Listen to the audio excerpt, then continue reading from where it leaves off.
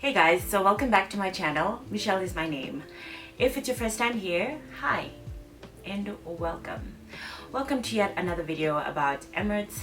Today I'm going to section this video in a way that I can talk about all of the things that people have asked me about, all of the things that have come up in my comments, all of the things that have come up in my DMs, so I can kind of, be very specific about, how the flow of the video goes. So recruitment, the day that I showed up for my invitation, I think it was invitation / open day for other people who had not been invited.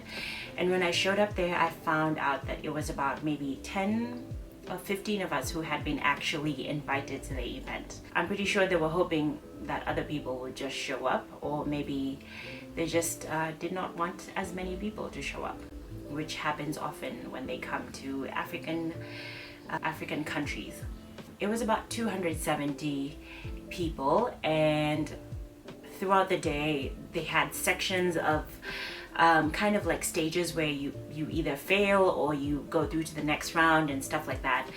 And at the end of the day, it was only 5 of us picked from the whole country, which is, anyway, let me say from Nairobi, because that's the only place that they came to.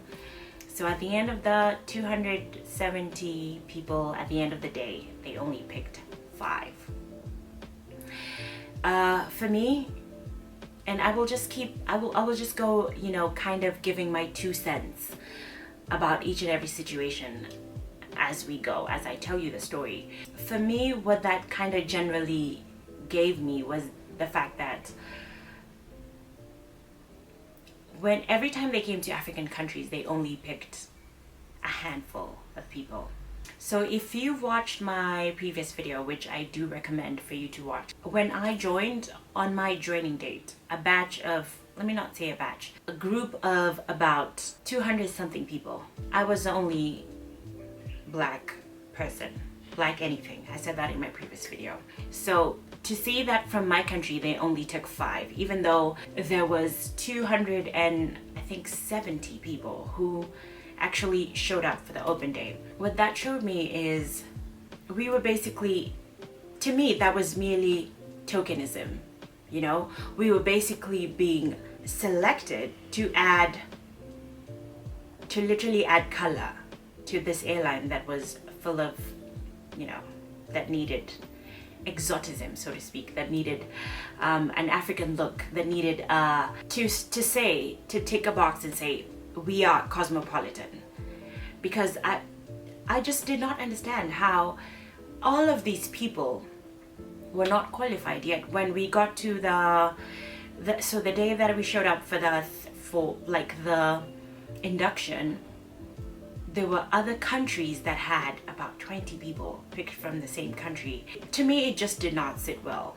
Okay, on that day, I was the only Kenyan. I was the only black girl. There was a South African, she was white, but it was 2 of us from Africa, and that was it. To me, it just did not sit well from the beginning. From that day, it just seemed as if we were being tolerated so we can bring some sort of value to shut people up.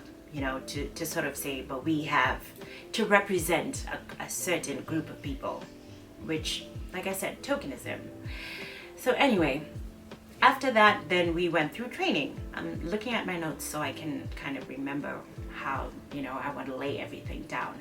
So after that, there was training. And one thing that I will say about the Emirates College is that it is very, very well equipped. Everything from the simulators to the rooms that have equipment and stuff like that, everything is very well laid out, thought out, equipped basically. So the training is really, really good. It's really good in terms of like knowledge and instilling knowledge on people who've never flown before. The trainers take time and they explain stuff to you in a way that you would understand. They're very they kind of make sure they drill everything into your head. That way you're not struggling, you're not left behind, you're not like clueless. The downside of it is that it's very hostile, in my opinion. Very hostile. I find it to be very unnecessary pressure. At the end of the day, I think that people can learn and be serious but still have a very friendly environment, a very welcoming environment. And let me just kind of explain what I mean by hostile. If you got late to get into training for you, like let's say for me, my lessons were at 6 a.m. Okay, one day I changed my time zone on my phone for one reason or the other, and then so my watch was an hour behind from Dubai time. It was in Kenyan time, which is GMT plus 3, and Dubai's GMT plus 4. I was sort of late to wake up, and I made it to class, but I was 7 minutes later than I should have been. And I was lucky because that day I think it was a drill day, or it was something. We were going to the simulator and we're not going to be in class, so the trainer was kind of delayed trying to sort that out, and that's how I sort of got away with it. I came into the class and I was able to mix with everyone else before anyone realized that I was late. However, had they known that I was late, the consequences of that would be, one, I would probably get, I think, a caution letter from into my file. So kind of like a warning, like next time you're late.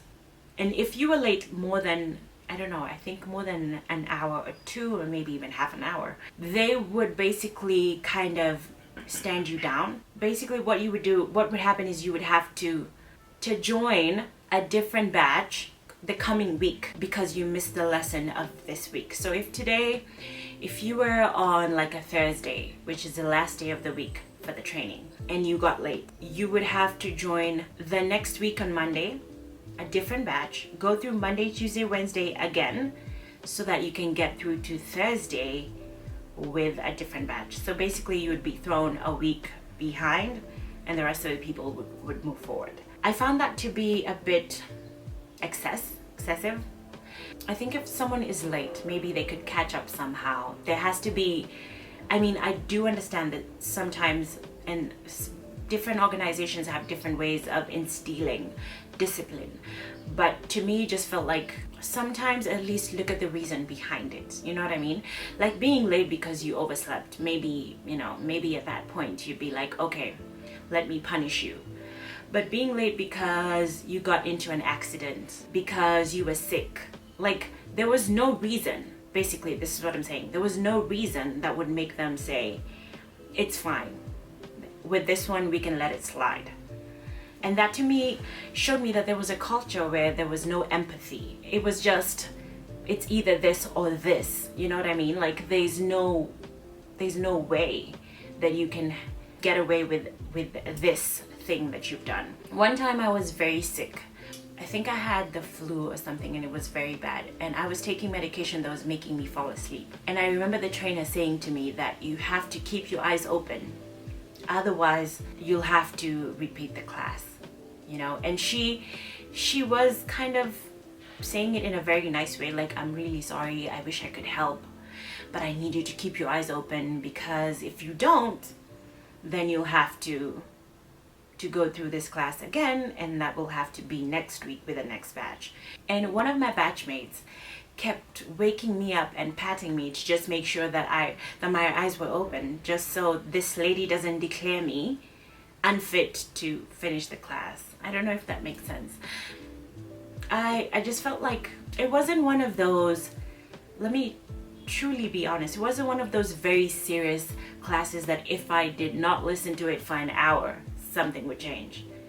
And I know that every class is taken very seriously, and I can totally appreciate that. But I just felt like in that moment, someone could have been a bit more human and recognized that I was not feeling well. And it wasn't only me. There were other people who at some point in the training were not feeling well, but they were basically not having it. To me, it just seemed as if it was very mechanical, and I wish that it was a bit more human, a bit more friendly, because I think that when you are in a very comfortable environment, your mind opens up to understanding. Because for me, training college was fatigue 24/7. I was super tired because obviously of the schedules. We would wake up at 4 a.m. to be in class at 6, and other than that, I felt emotionally afraid. I felt afraid. I felt emotionally drained. I felt scared. I felt terrified to make a mistake because it would have such stringent repercussions. And so it just, for me it wasn't necessary. And I'm not even trying to come for Emirates. I'm not trying to sit here and tell you that everything they did was wrong, but I just feel like a lot of the things that they did was wrong, So anyway, the next thing, I'll move on to uniforms. The day that I was going to have my uniform, to try my uniform basically, I'm a size 10, 12 at best, you know what I mean? At best, I would wear a 12. I was given a size 16. I remember this lady saying to me that you Africans have a bum or hips or something. And I felt as if there was kind of like a size for Africans and a size. Actually, it would have been even easier if there was a style and a size for Africans, because how the skirts were made would look very off on us without any alteration. So a size 16 would be fine for kind of like your hips and your bum, but for your waist it would definitely be big. And so what happened was I got a 16 and my waist was to be altered, but it wasn't just the waist. So if someone is a 12, remember a 12 at best, okay? Someone is a 12 and you give them a 16. Surely you're not only going to adjust the waist. Okay, there's a lot of things that have to be fixed as well. Otherwise, the structure of the skirt is going to look off and it's going to be really big, which is what happened with mine. It was super big around this area, and it was just, even after the alteration on the waist, when I tucked my blouse, it would still come out, even with a belt. And so I would feel very uncomfortable every time I'm kind of trying to close the hat racks and your blouse pops out and your skirt is lower than it should be because the waist is too big, even though it was altered. And it was just, to me, I just felt like this uniform was not made for me, which may look like a small thing, but when I looked at other people, especially when I looked at like Asians and just the other girls, the other different races. I'm sorry to bring this up, but when I looked at the other different races, their uniform looked fine. It looked like it fit okay. It looked great. I'm sure that not everyone who was Asian or everyone who was white or whatever felt that their uniform was perfect on them, but I'm just saying, a lot of the people who I looked at were not African, whose uniform fit them well, were not African, were not black. I really struggled with that because I felt like I was given a sack to wear and I was expected to be fine wearing a sack. My jacket, I think, was a size 12 up until I went and complained and I was like, this is too big, look at this. And it was changed to a 10. To start with, it was a 12 and I looked like I was floating inside, and I ended up having to alter my own uniform because I was not about to look like a fool wearing a skirt that keeps coming out, because what it does, it makes you look untidy. And if you know me at all, you know that for me that is not an option. So that was just not an option. I had to change it. So I just felt like maybe they could have fixed something there. Another thing was the shoes. The shoes were really bad. Up until today, I had scars, I had corns showing up, I had blisters, I had bunions, things that I never had before created by those shoes. I think the quality of the shoes wasn't good, to be very honest. And again, I'm not even trying to throw shade, I'm just being very honest. And I feel like even when they gave you an option to buy your own shoes, they would only pay for a third of what they cost. Say like your shoes are 400 dirhams, they would only pay 160. So to me, yes, the shoes are for your feet, but then why don't you just provide me with shoes that are comfortable and nice and good quality that I can actually wear, instead of making me pay for myself because it's your feet. If you want better shoes, pay for yourself, get better shoes. That's kind of how it sat with me, and it did not sit well. I just kept thinking, I was flying before, and I really did compare Emirates to my previous airline, and I kept thinking to myself, even though in Kenya Airways you would be told to buy, and so here's the thing again, Emirates shoes were red, okay? They were very strict on which shoes you could get for yourself. So there would only be specifics in terms of, you can buy from maybe Naturalizer, or you can buy from, I think, Airline Shoes. So these places where we were asked to, where, the options that we had to buy the shoes were not cheap. At the same time, like I said, I compared it to Kenya Airways because Emirates is such a big airline. Surely you should have shoes, and a lot of the times that I thought of buying myself shoes was also because they didn't have my size, because they had like a wide foot or something, and every time I would go there, maybe they don't have your size, or maybe they don't have the 0.5 because I needed a 0.5. They don't have the 0.5. I mean, even as I sit here telling you this, I know it may seem trivial, but shoes are like very important. You might not realize how important shoes are, how important it is to have comfortable shoes for cabin crew. But that's like the one thing that you want to make sure you get right, because we're on our feet 24/7. And by 24/7, I mean the whole time while we're on duty, we're on our feet. So at least the shoes could be comfortable, at the very least. Okay, so the next thing is schedule. There was a bidding system that we used to use, and you would have kind of like a bid group where you would bid for a flight, and depending on how senior you are in your grade, you would probably get what you wanted. So we thought you would get what you want. At first it was fine. I feel like when I joined it was kind of okay, even though when I had the top bid, I a lot of times bid for this one destination that I never really got. I wanted to go to Seoul, Korea, and I never, like, no matter how many times I bid, no matter how many times I was top bid, I never went to Seoul. I never got the flight. There was an alleged scandal that there were some crew planners and crew schedulers who were basically colluding with the crew, or giving the nicer layovers, the nicer destinations, flights to the crew that they preferred. Whether it was because they were getting paid, or whether it was because they were getting other favors, I don't know, but it was alleged that that was actually happening. So it was kind of tough to get good flights if you knew no one and if you did not have the connections.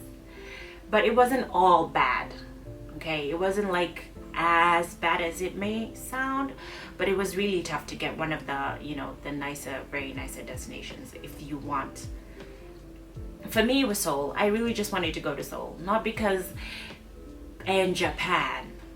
I really wanted to go to, so I made it to Narita eventually.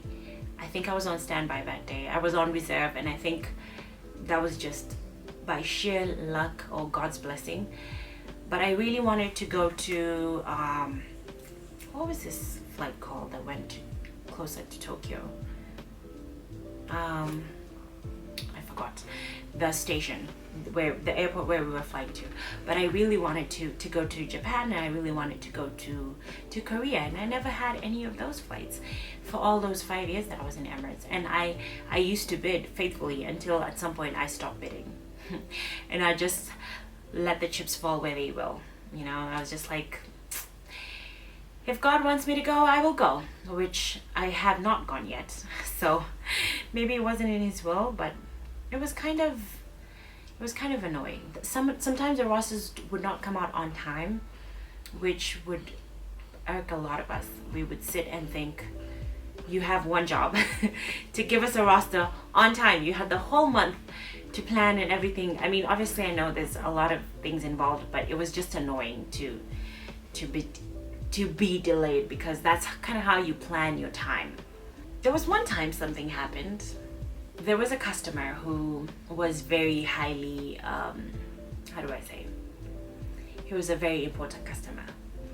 And there were crew who were already rostered on this flight, but they had to kind of be swapped around. So some of them were moved to different flights and some of them were moved to economy, because there was a preferred look that, I don't know if it's the customer had this preference or it's the company that had the preference of, you know, what they want their crew to look like. And so a few of the crew were moved from that flight to different flights, and some of them to a different class of travel to work in a different class, so that we can have this sort of, how do I say, what's the word I want to use? So I'm politically correct. So I don't step on anyone's toes, but there was a look that they were going for. I felt like that kind of happened a lot, especially with kind of like business promotion. Again, when you look at some of the, and I know some of you will say, but sometimes I see black people in some of the commercials, the Emirates commercials, or you may see something that's close to a black person. For me, it was merely tokenism. Again, it was a diversity move to look like everyone's included, everyone's to look inclusive, even though that was not the case. You know, people always want to sit there and say, black people like to say, you know, black people are not included. They like to talk about the race issue and bring it up all the time. But that's because when you live with people who, when you work in a company that has a lot of different races and nationalities, you begin to see stuff like this. You begin to notice, you're aware of it because you yourself are black, so you're affected. You know, someone else who is just living their life, they're barely affected by stuff like this, will not understand. And as much as it may appear as if we like to pick on stuff like this, I just want to tell you that this is actually something real that happens, which will bring me down to racism. And I think that's the final thing that I want to say. No, I had something else. So let me just talk about racism now. It's not a thing that goes on in people's heads, believe it or not. When you're on a flight and you're the only black person out of 26 crew, you really just sit back and wonder if this company is a company that wants you or is including you for the optics, for the sake of how it looks, for the sake of ticking a box and just saying, okay, this is done. We have an African on the flight. We have Kenyans in the company. We have this, that, and the other. Even when you look at a lot of the times, just the opportunities that are open to stuff like business promotion, the percentage of Caucasian to black or these other races to black is not equal. It's not, we have 50% of this and 50% of this, or 30. You know, this is, I mean, it's not the same. And I know that people will want to say, oh, but it can't always be the same. But at least it can be a significant amount. You know, not 5%, not 2 black people out of 35. It could be something that at least looks like you want us to be there. You want us to be present. We're not being tolerated. We are actually wanted. I don't know if this makes sense to you, and maybe it doesn't, but to me, I don't want to always feel like I am trying to fit where I'm not wanted. And that's how I felt. One time I remember this one girl on a flight with me, I'm not gonna say where she's from, but she basically told someone else that I irritated her because, and these were her exact words, look at her hair, and she even looks like she so someone said this to me, okay? The girl that was told this came back to me and said, I can't even tell you what she said exactly, because she was basically kind of irritated by you. She was attacking you because you're black, because of your race. And eventually when she told me what she had said, or she really tried to just kind of bring it, because I kept asking her, what did she say? Tell me what she said. She was trying as much not to have to say it, not to have to say what she said. This girl she just did not want me in her space. Every time I was around, she was irritated. She wasn't openly like lashing out at me or, you know, being funny towards me, because I am not the one. I am not the one. So she wasn't going to do that. But she was clearly not, she wasn't happy that I was there. And she wasn't amused by my presence, in her space. And eventually when I found out why it was, because I thought to myself, maybe she doesn't like me because maybe I said something, maybe I did something, which eventually I asked her, like, do you have a problem with me? And she was like, oh, no, I don't, you know.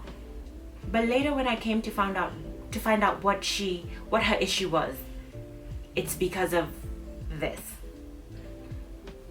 I was even unable to address it, to be honest. I just ended up saying, you know what, stay in your lane, just don't be in my way, and we'll be fine. And if you do anything to my face, then we will have a problem. Because I was not trying to be problematic. I was not trying to bring something out of it, but I was very emphatic about how she should stay in her lane and not be in my space as well. But see, small things like that make you start to see things on a bigger scale. To someone, this is really just a minute issue, but to me, it becomes much heavier than that. And so everywhere you go, when someone does something, you begin to notice stuff like this. Okay, let me move on to something else. I had something else to say, which was the housing. So the housing situation is that if you're married, you get your own house. If you're not married, you have a shared accommodation with either one or two crew, where most of the times you have your own bathroom. I think 99% of the time. There was only this one time that I saw someone share a bathroom with someone else. Excuse me. But usually you have your own situation. So for everyone who had a question, that's what happens. They give you an allowance, which may or may not be enough depending on where you want to live, especially in Dubai, because housing and rent in Dubai is expensive. But yeah, they give you that, and they give you a transport allowance as well. Okay, that's all I have to say about housing, because and I only lived with a flatmate for 2 weeks, so I don't really know how that looks like in terms of sharing with other people. My flatmate was fine. I was only there for, like I said, 2 weeks, so I barely recall how it was, what it was like. Sicknesses and industrial injuries. Like I mentioned in my previous video, if you were sick, obviously you could go to the clinic and be checked and everything, but it obviously in general will affect your performance in terms of promotion. I touched this on my previous video. I don't want to go, over it again. But anytime you're sick or you're on ground, industrial injury or whatever reason, it's not going to be the easiest time for you if you want a promotion. It would definitely affect your productivity and your time in terms of growth in the company. I do understand that a lot of companies look at sickness maybe in a way that is not very good for your file or your overall profile, but I felt as if it was kind of a punishment if you were unwell. And like I said, I mentioned this in my previous video, I don't want to go through it again, but that did not sit well. I don't know if they can do anything to fix it in terms of what can they do to be able to manage sicknesses, because I do understand that people sometimes just call sick so they can stay home, because they want to avoid some flights because they're difficult, and because sometimes people are fatigued because you work so many hours. Now I know the crew have had enough time to rest, but there was a time that we were working 110, basically from 90 something to 105, 110 hours, and sometimes even more, and it was exhausting. It was exhausting. So I do understand that some people would call sick because they're fatigued, because there's no system where you can say, I'm not sick, but I'm just really tired, I'm super jet lagged, or I'm fatigued. So it will all kind of fall under I'm sick, and so because of this, in that season, a lot of people got punished because of being sick. I don't know which one it was, but there was no system where they could be able to tell, because I believe that you can look at trends. Maybe this person calls sick every time they have this flight, or such and such day of the week, and this other person has a history. They've been calling sick because they had an issue.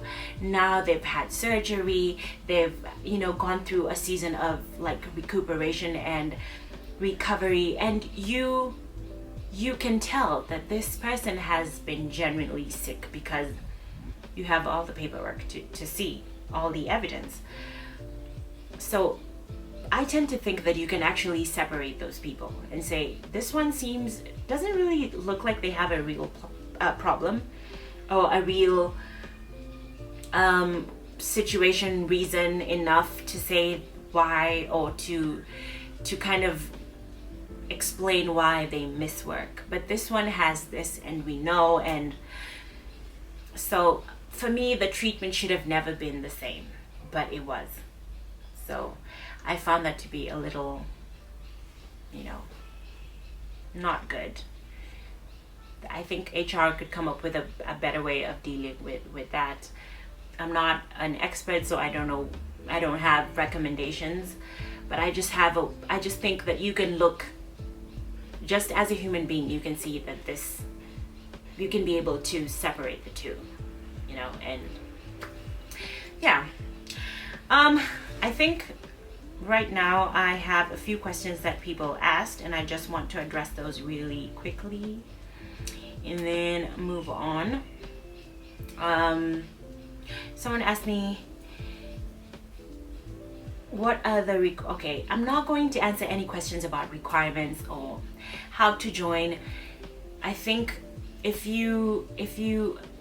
think by now there's so many resources, things to read, and sites that you can go to if you want to find out about Emirates and the requirements of joining and everything. I'll just answer this one who asked me, are there any tall women who are picked as cabin crew, 6 feet, because I'm so insecure to apply. Yes, there are girls who are very tall, especially Eastern European girls who are very tall. So yes, apply, don't be insecure.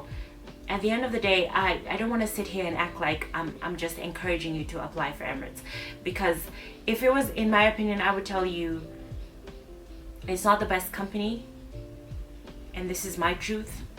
However, it was a good experience. So if you want to go in for the experience, please, by all means. And everyone's experience is different.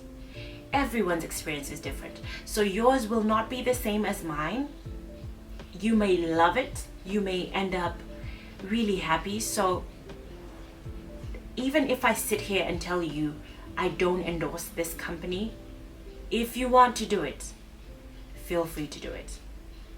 Okay? If you ask me a question, I will answer you, and I will answer you truthfully according to my experience. Don't expect me to tell you, oh, it's this and it's nice just because you want to go. But at the same time, if it's okay, if there's something that you're asking me specifically and I think it's fine, I will tell you that it's fine. I'm not gonna lie.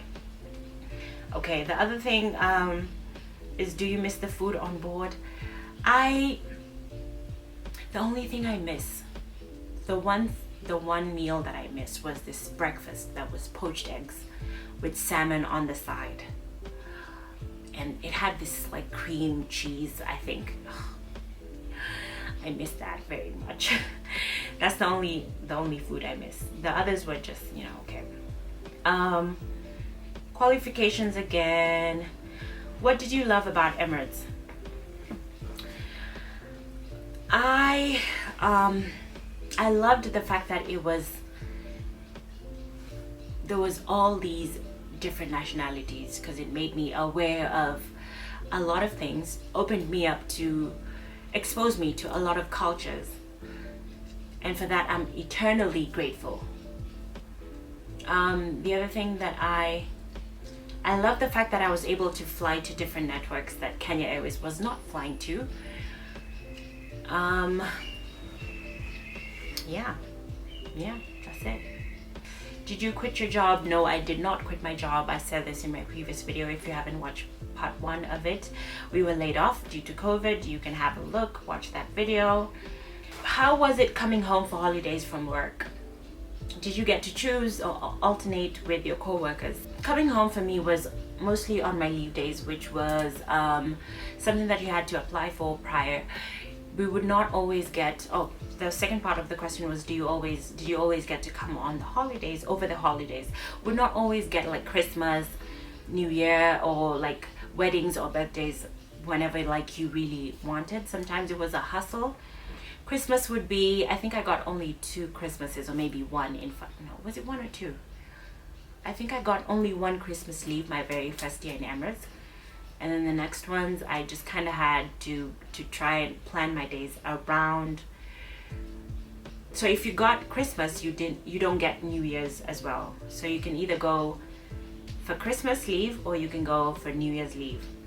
A lot of the times I would get leave after, like way after in January. So it was a bit tough to get leave when you wanted to get, which I think like any other company is normal, especially if it's a lot of you.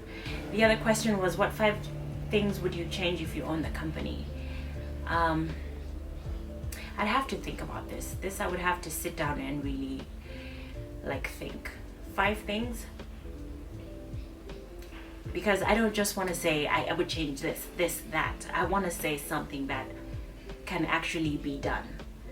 So for this, I think I would have to think about it before I give like a recommendation or my opinion about, stuff like that. What was the relationship with your colleagues? Was it a family or was it everyone for themselves? So in Emirates, I think it depends. It is on the flight, we're like a family. A lot of the times. Sometimes you just fly with people that you don't get along with, but a lot of the times it was like family and it was good.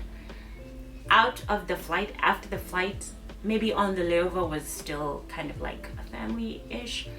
But in Dubai, just like any other cabin crew in the world, you would say, we'll talk, we'll hang out, but it never really happens because you have such different schedules and you have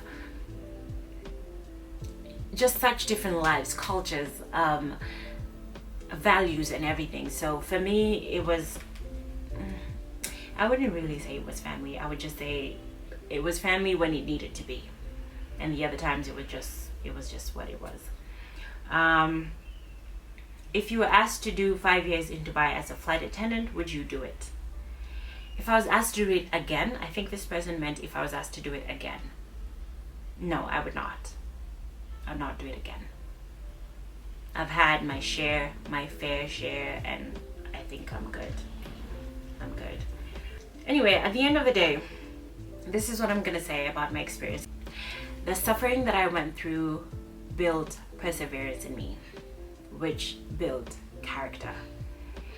I feel like I'm such a different person from who I was before I left.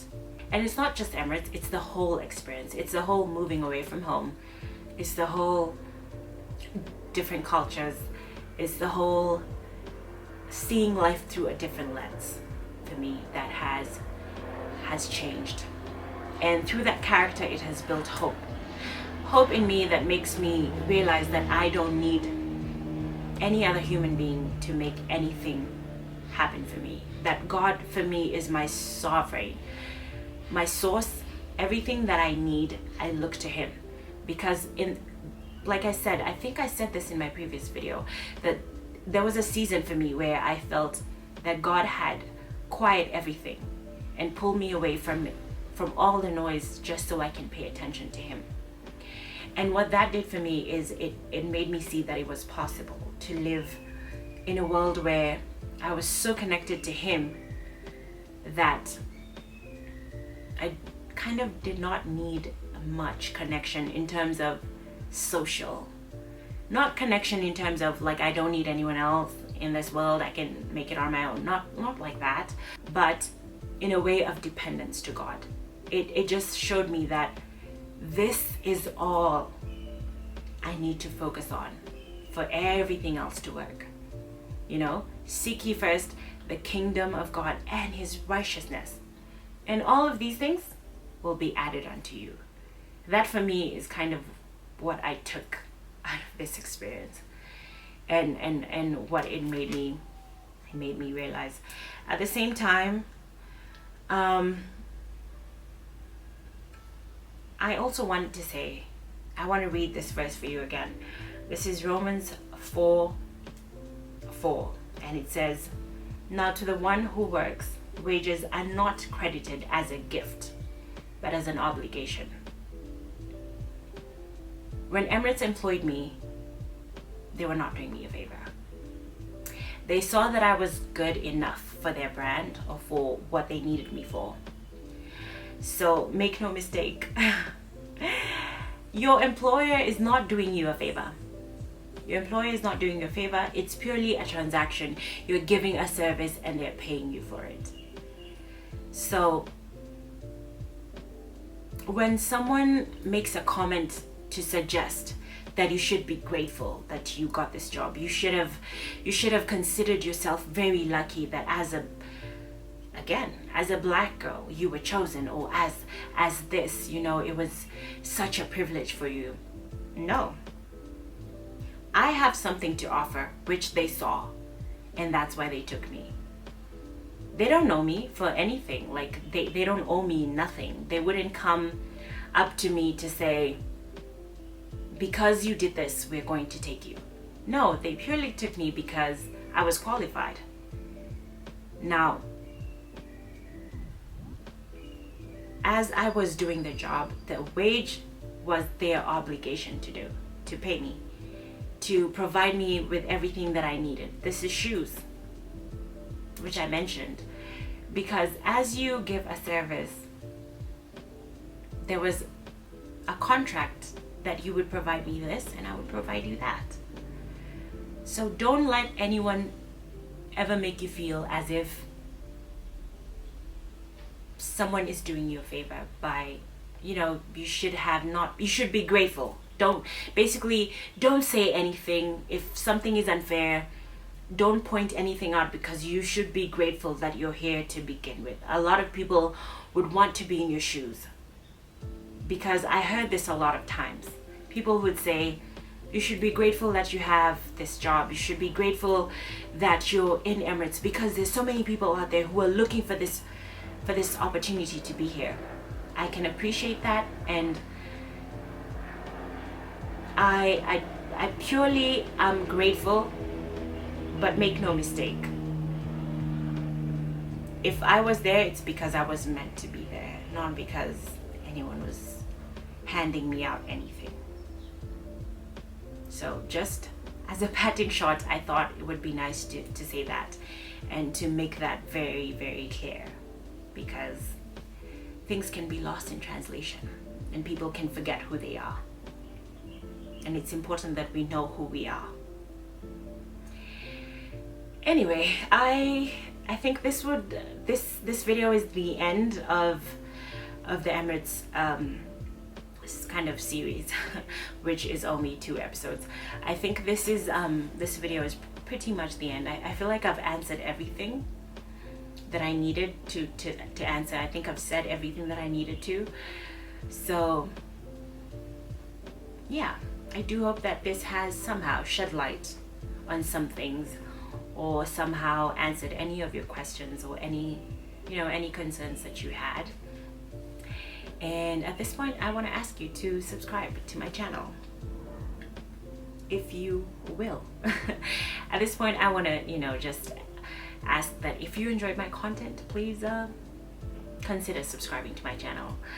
And I think I will see you guys on my next one. Okay? God bless you. Stay safe.